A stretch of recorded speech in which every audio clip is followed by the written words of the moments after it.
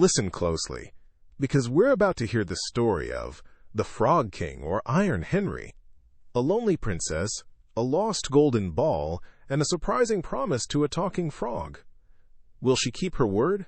Once upon a time, in a land far away, lived a king whose daughters were all very beautiful. But the youngest was so lovely that even the bright sun was amazed when its rays touched her face. She loved to spend warm days in the big, dark forest near her father's castle. There, under an old lime tree, was a cool, refreshing well where she often sat. Her favorite plaything was a glittering golden ball, which she loved to toss high into the air and catch. One sunny afternoon, the princess tossed her golden ball, but it missed her hands completely. Instead of landing on the soft grass, it rolled past her outstretched fingers and splashed right into the deep, dark well. The princess watched, heartbroken, as her favorite toy vanished beneath the water's surface. The well was so deep she couldn't see the bottom, and she began to cry, softer at first, then louder and louder and louder, unable to stop her tears. As her sobs filled the quiet forest, a voice suddenly asked, "What troubles you, dear princess? Even a stone would feel pity for your sorrow." She looked around to find the source of the kind voice and saw a small, bright green frog, about the size of her hand, stretching its thick, friendly head out of the well's cool water. "Oh, it's just you, old water splasher," she exclaimed, still a little sad. "I'm crying because my precious golden ball has fallen into the well and is lost forever." The little frog nodded understandingly. "Don't cry, princess," he croaked gently. "I can help you, but what will you give me if I bring your toy back?" The princess, desperate to have her ball back, quickly replied, "Anything you wish, dear frog. My pretty clothes, my shiny pearls and jewels, and even the golden crown I wear." The frog shook his head slowly. "I don't want your fancy clothes, your pearls, your jewels, or your crown," he said.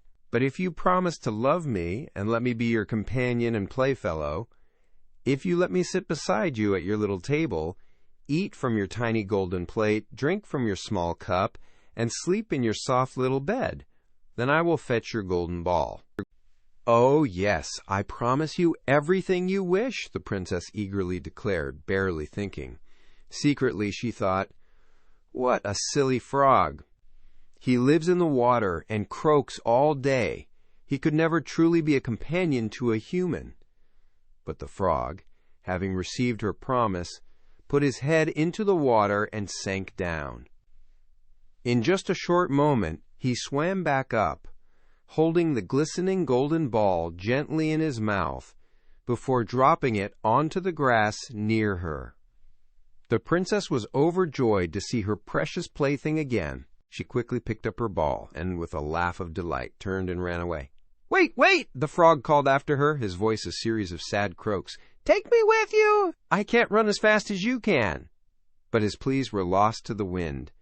The princess didn't listen to his repeated croaks. She just kept running, eager to be home. Soon, she forgot all about the poor frog, who was left alone to hop sadly back into his cool well, feeling quite disappointed.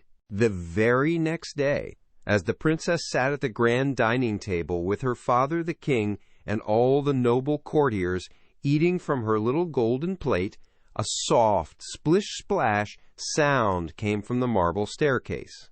The sound grew closer, splish, splash, splish, splash, until it reached the top landing.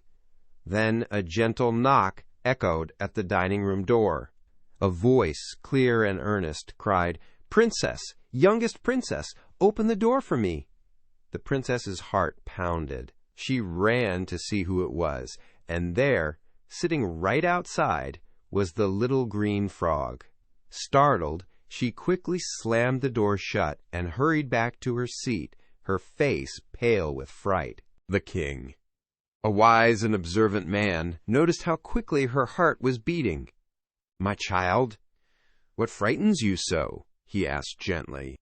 "Is there perhaps a giant at the door who wishes to carry you away?" "Oh no, dear father," she replied, her voice trembling. "It is not a giant, but a disgusting little frog." The king, puzzled, asked, "What could a frog possibly want with you?" The princess sighed and confessed, "Yesterday, when I was playing by the well in the forest, my golden ball fell into the water. Because I was crying so much, the frog kindly brought it out for me. He insisted, and I promised he could be my companion, but I never truly believed he would leave the water. And now he's here, and he wants to come in." Just then, another knock came, insistent and clear. "Princess, youngest princess, open the door for me!" cried the frog's eager voice from outside. "Have you forgotten what you promised me yesterday by the cool waters of the fountain? Princess, youngest princess, open the door for me!"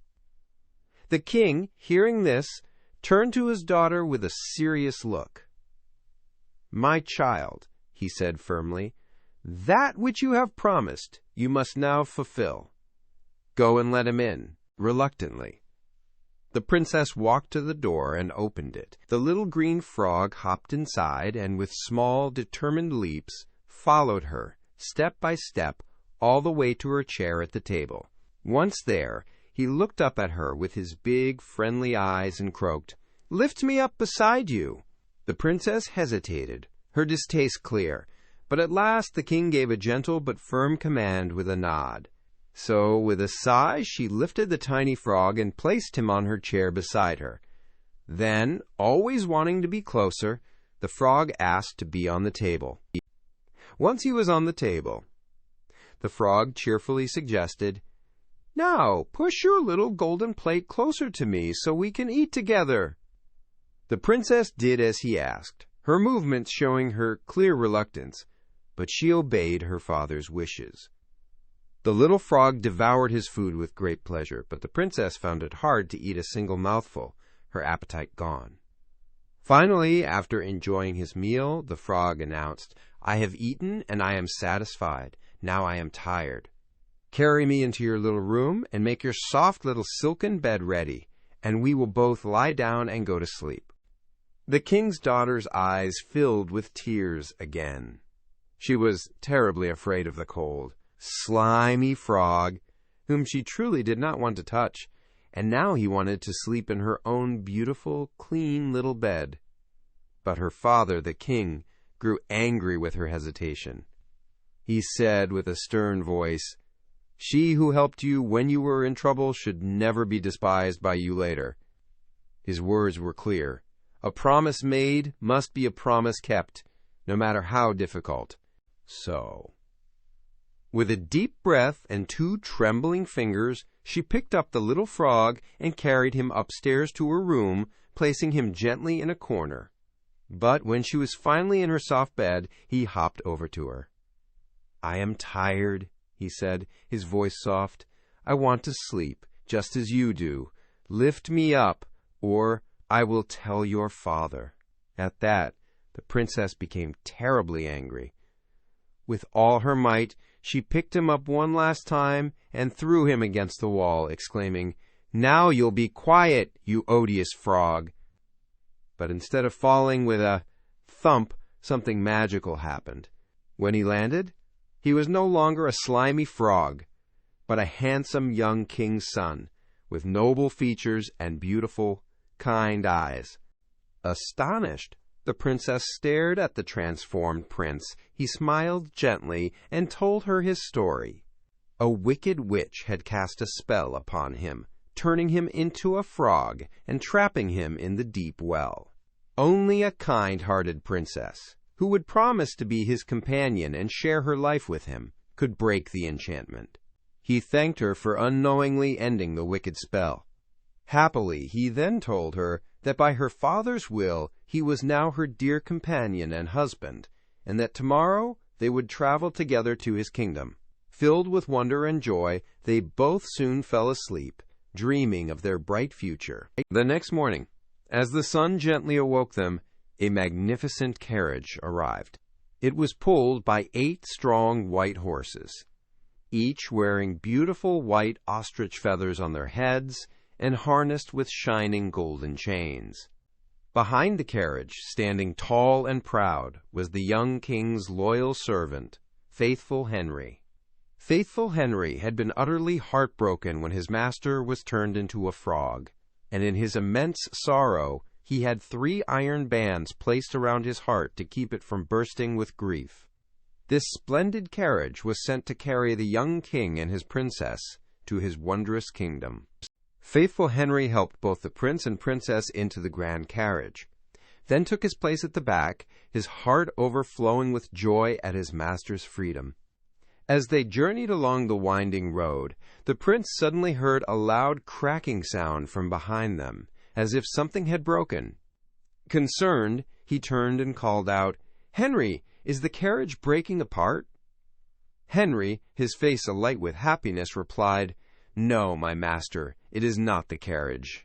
It is a band from my heart, one of the 3 I had placed there in my deep pain when you were a frog, trapped in the cold well." Once more, and then a 3rd time, as they continued their happy journey, something cracked and snapped behind them. Each time, the king's son still thought the carriage was breaking.